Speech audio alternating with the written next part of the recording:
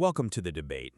You know, when archaeologists unearth this massive, intricately constructed vault, right, with a highly sophisticated locking mechanism, well, the natural assumption is always that something incredibly valuable is hidden inside. Right, because the sheer complexity of the lock implies, the profound worth of the treasure.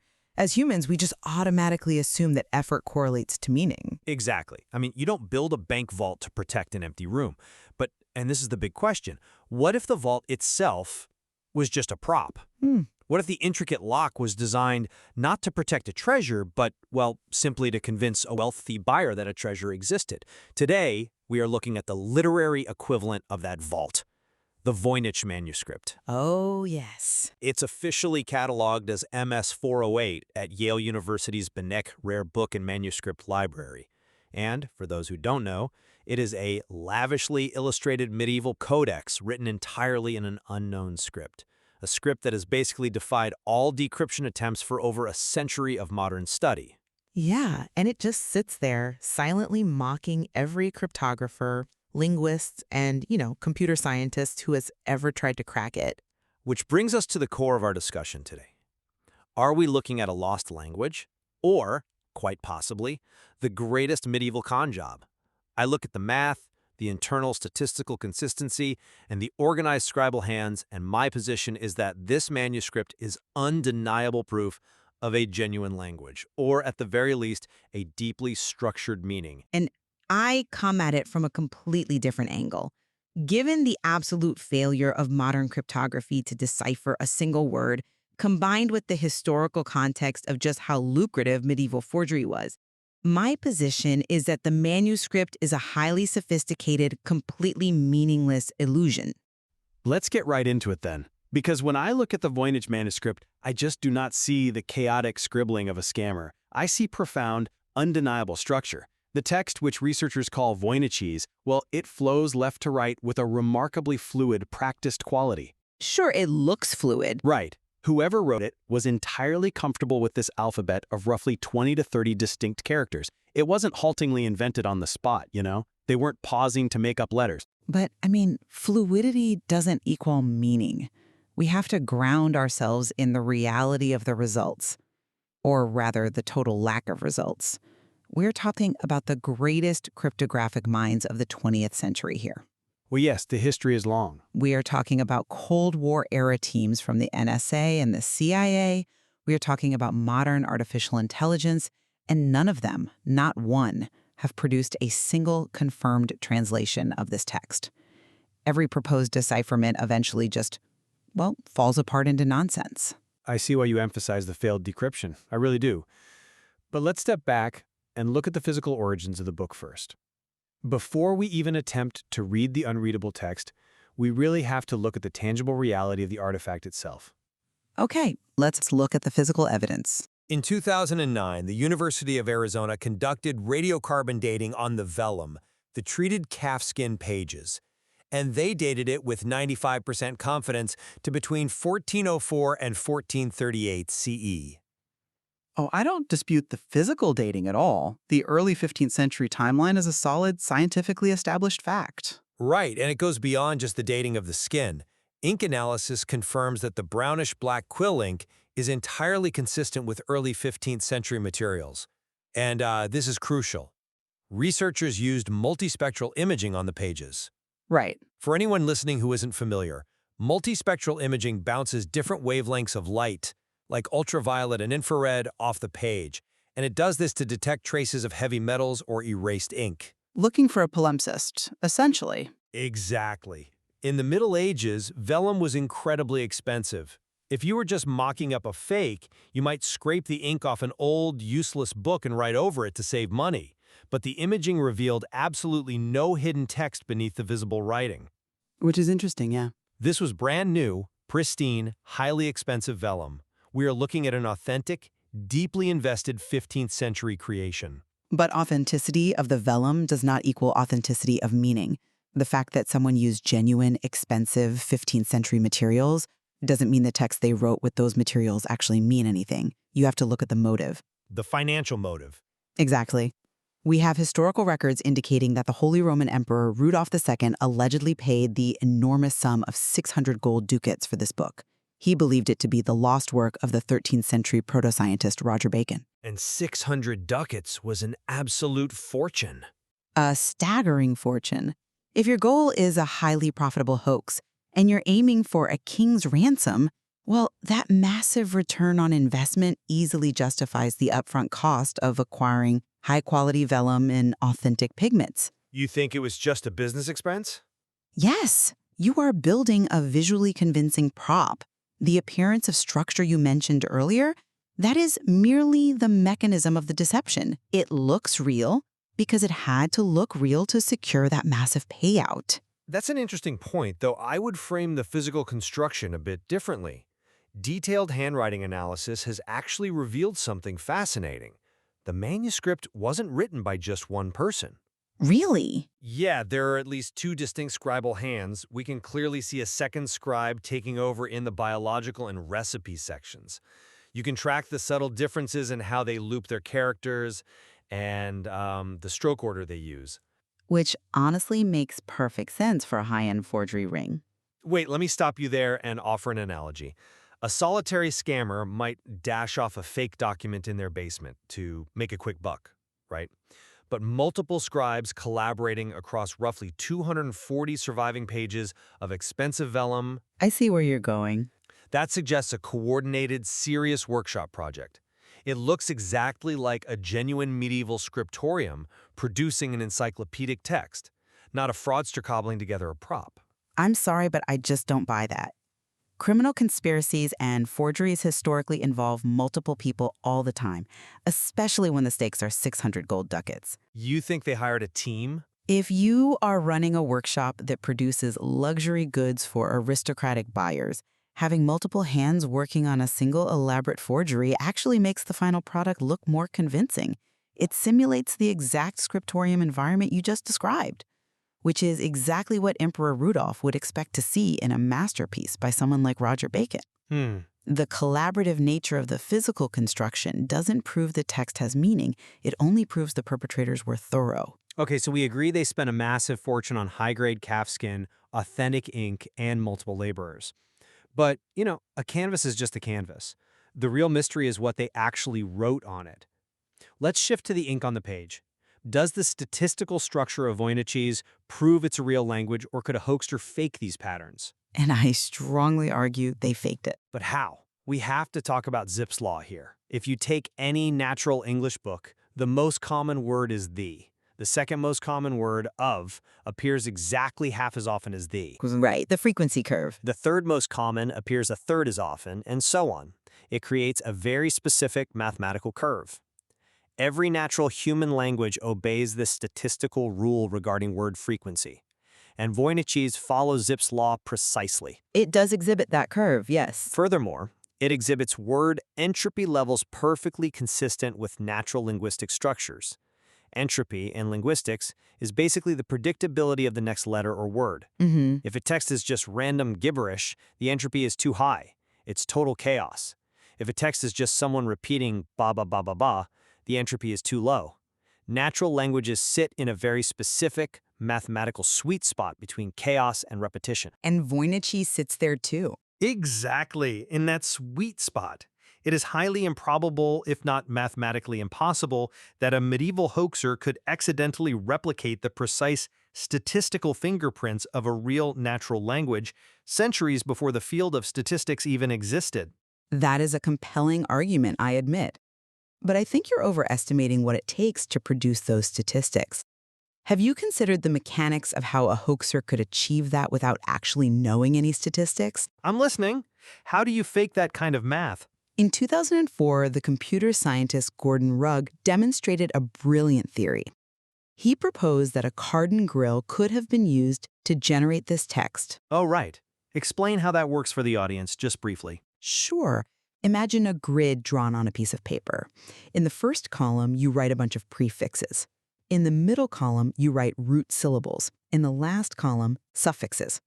Now you take a piece of cardboard and cut 3 specific holes in it. Okay. You drop that cardboard over your grid. The holes might reveal the syllables quo, oak, and die. You write down cook-d. Then you just move the cardboard down an inch. Suddenly the holes reveal a brand new, natural-sounding word. So you're blindly generating text. Exactly. By moving the grill across a master table of syllables, a hoaxer could rapidly generate pseudo-random text that looks incredibly fluid and statistically plausible. Because the syllables in the master grid are distributed in a certain way, the output naturally mimics linguistic structure perfectly without containing a single drop of meaning. That is clever, but And it explains the fluid handwriting, too. The scribes weren't agonizing over grammar. They were just mindlessly copying syllables from a grid. You can generate a whole book of fake language in weeks without ever thinking about math. look, I see the appeal of the card and grill theory, but I'm just not convinced by it. The statistical depth of the Voynich manuscript goes far beyond what a simple cardboard grid can produce. It doesn't account for long-distance dependencies in the text. What do you mean by long-distance dependencies? Well, how a word on page 10 influences the probability of a word on page 11. Faking the deep statistical distribution of a language across hundreds of pages using a physical grid, it's like successfully forging a modern digital encryption key using an abacus. It requires a level of unconscious mathematical genius that defies belief. So what is the alternative then? That it's a real language we just happen to be entirely blind to? Yes, exactly. And modern computational analysis actually supports this complexity. Let's look at the 2019 machine learning study from the University of Alberta. They fed the text into an AI designed to recognize the structural ghosts of human languages. I remember this study. The algorithm suggested that the underlying language might actually be Arabic or Hebrew. But it doesn't look anything like Arabic or Hebrew. Right. Because it's encrypted. The AI suggested it was written without vowels, organized through an anagramming process. Think of it like looking at the word listen and realizing it's an anagram for silent. Okay. The AI found that if you strip away the vowels, creating what linguists call an abjad, and scramble the letters within the words, Voynich suddenly behaves exactly like medieval Hebrew syntax. The AI was detecting the ghost of a real language, not the output of a cardboard grid. But wait, let's look at the actual conclusion of that University of Alberta study. Did they produce a definitive, readable translation of a single page? Well, no, they produced fragmented sentences that kind of resembled botanical advice, but nothing definitive. Exactly. It suggested a possibility but yielded absolutely no actual historical text. This is the eternal trap of Voynich research. We build incredibly complex analytical tools, we point them at the text, and we find patterns. But humans are hardwired for pareidolia. Seeing faces in the clouds. Precisely. We see faces in the clouds, and we see linguistic syntax in structured gibberish. Our brains literally cannot handle the idea of randomness, so we enforce order on it. Think about Dr. Gerard Cheshire's widely publicized claim in 2019. Oh, the proto-romance theory. Right, he claimed the manuscript was written in a proto-romance language by a Dominican nun. The global media ran with it immediately, but within weeks, the academic and linguistic communities roundly rejected it as deeply flawed and entirely unsubstantiated. He was definitely stretching the translations. He was just selectively translating syllables to fit his preconceived theory. Researchers continually see patterns that aren't there because they cannot accept that such a complex, time-consuming effort could be fundamentally meaningless. Okay, so if the linguistic data leaves us at a stalemate between an unbreakable cipher detecting Hebrew syntax and an ingeniously complex cardboard grid, let's pivot. The ultimate context has to be drawn from the manuscript's 6 thematic sections and its baffling illustrations. We have to ask, do these images represent hidden, encrypted knowledge, or are they the ultimate proof of a visual hoax? I think the illustrations are the smoking gun for the hoax theory. Let's look at the largest section, the herbal section, which spans over 100 pages. It depicts hundreds of plants in what looks like a standard medieval botanical style. But when botanists actually look at them, the vast majority of these plants do not exist in nature. They are unusual, yes. They are fantastical composites. You have a frankenplant where a flower from one species is grafted onto the roots of a completely different plant, with leaves that belong to a third. They aren't real. They are visual gibberish, perfectly matching the textual gibberish we just debated. I see the fantastical nature of the plants, but I interpret their organization very differently. Let's look beyond just the herbal section. The manuscript exhibits a remarkably strict organizational taxonomy. How so? Well, for instance, we have the pharmaceutical section. Here, the author isolates and catalogs individual plant parts. Roots are drawn separately from leaves, which are drawn separately from seeds. And they are placed alongside small containers that look exactly like medieval apothecary jars and vials. But again, drawing jars next to fake roots doesn't make the roots real. But look at the dedication to the categories. We have the recipes section, which is dense text carefully broken up by specific star-shaped paragraph markers in the margins. My question to you is, why would a hoaxer go to the immense trouble of inventing 6 distinct, internally consistent encyclopedic categories, including complex astronomical zodiac wheels, if pure unstructured scribbling would have sufficed to fool a buyer? The taxonomy itself proves a methodical attempt to catalog real, structured information. Oh, I can answer that easily. A hoaxer would invent those 6 categories because they were specifically trying to simulate esoteric, forbidden knowledge. A wealthy aristocratic buyer in the 15th or 16th century isn't going to pay a fortune for a boring standard herbal that looks like every other book in their library. They want secrets. So you think the complexity was basically just a sales pitch? Absolutely. The biological or balneological section is a perfect example of this esoteric bait. For anyone who hasn't seen it, this section features dozens of rotund, nude female figures bathing in these bizarre, elaborate networks of green and blue pools, which are all interconnected by complex plumbing systems and tubes. It is remarkably casual and uninhibited for a medieval manuscript. It certainly stands out from typical 15th century religious texts. I'll give you that. Exactly. A hoaxer designs that specifically to look like the lost alchemical or medical work of a brilliant, perhaps heretical mind. The exotic imagery ensures maximum financial return. The zodiac wheels, the composite plants, the mysterious plumbing, it is all window dressing for a wealthy mark. But even the window dressing, as you call it, contains terrifyingly complex internal logic. Consider the cosmological section. It features massive multi-page foldouts, including the famous 9-panel rosette map. When you physically unfold this massive sheet of vellum, you see an intricate diagram of interconnected circular structures, complete with towers, castles, and what look like causeways, roads, or rivers. It's a cohesive, internally consistent world-building exercise. Or a very elaborate fantasy map. But if it's a hoax, the creator wasn't just pasting together random imagery. They were maintaining a rigorous internal continuity across hundreds of pages. To me, that level of dedication strongly points to an encrypted or constructed language. Perhaps it was a philosophical language designed to express concepts more perfectly than natural tongues, akin to what Renaissance thinkers like John Wilkins later attempted in the 17th century. It is a genuine text awaiting the right key. Or it is a brilliant historical illusion. And I use the word brilliant intentionally here. I don't think it's a cheap scam. I think it is a masterpiece of deception.